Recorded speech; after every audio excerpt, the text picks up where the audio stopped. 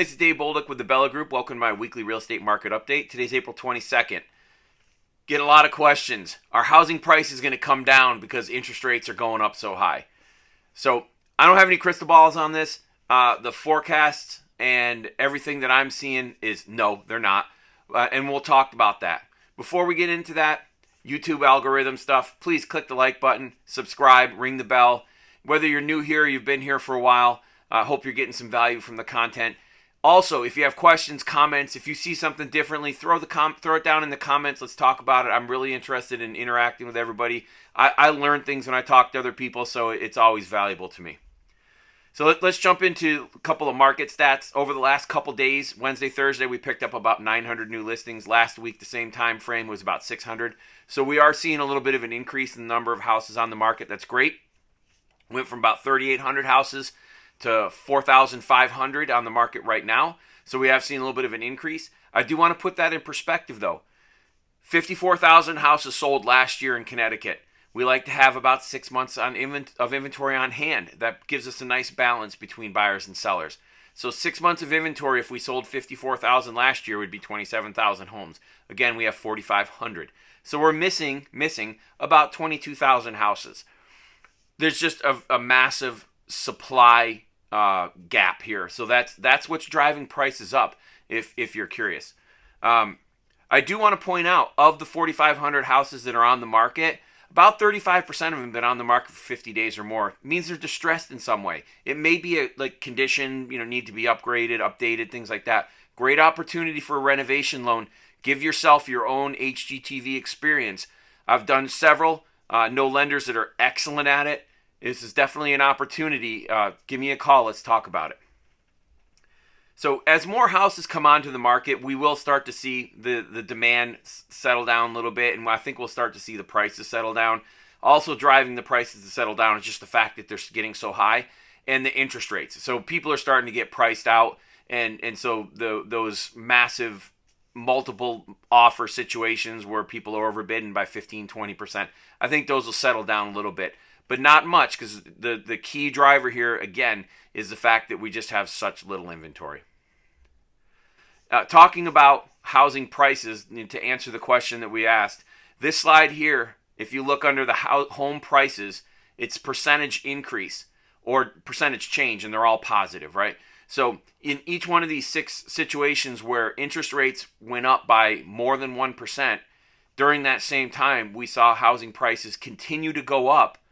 What we did see go down was the number of homes sold, but it wasn't a market crashing number of homes. It was just a few percentage points. So it's basically flat to down a little bit. So the data indicates that when we do see interest rates go up, housing prices continue to climb if that's what the market is driving. And with such a low inventory level and such high demand, supply and demand is really what's driving the prices up that we're seeing right now. Going over to the primary mortgage market survey, we're up to 5.11%. We were at 5% last week. So not as big of a jump as we've seen over the last few weeks, but it's still up.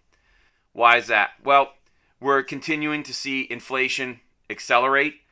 We know that the Fed is talking about a quarter point to a half point, maybe a half point increase in the Fed funds rate their next meeting.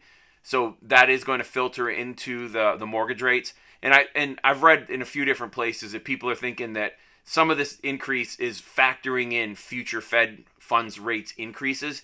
So because of that, they expect mortgage rates to settle down a little bit, not climb quite so fast going forward. That's yet to be seen, but that's what they're talking about. The one thing I will say to you, if you're a buyer, whether you're working with me or not, doesn't matter, stay close with your lender. Stay close on what those mortgage rates are, and make sure that you understand what your how your pre-approval is impacted based on changes in the rate. If the interest rates go up, then the interest portion of your payment is going to be larger, so that's going to chew into your purchasing power. And you need to make sure you know what the situation is. You don't want to get a house under contract only to find out that because interest rates have gone up, you're not able to close the deal. Now I always like to finish with this slide.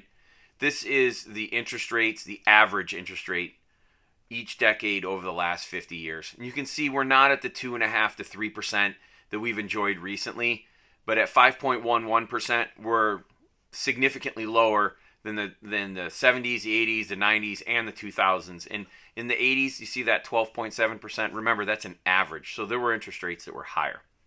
So if you're sitting on the sideline or want to go back to the sideline and say, I'm going to wait until housing prices come down, every expert that I've read about, their forecasts all say the same thing: 6 to 8% increase in price, and mortgage interest rates are also forecasted to go up. So based on those forecasts, you can expect that prices and interest rates are going to be higher in 3 months, 6 months, 9 months. They're not going to be lower. And I don't see any data to the contrary. As a matter of fact, the price increase, as I said earlier, is really driven by supply and demand. There's very little supply, a ton of demand. Until that market dynamic changes, we're going to continue to see the same situation in this market. Hopefully you got something out of today's video. Until next week, have a great day, and I hope you enjoy this beautiful weather.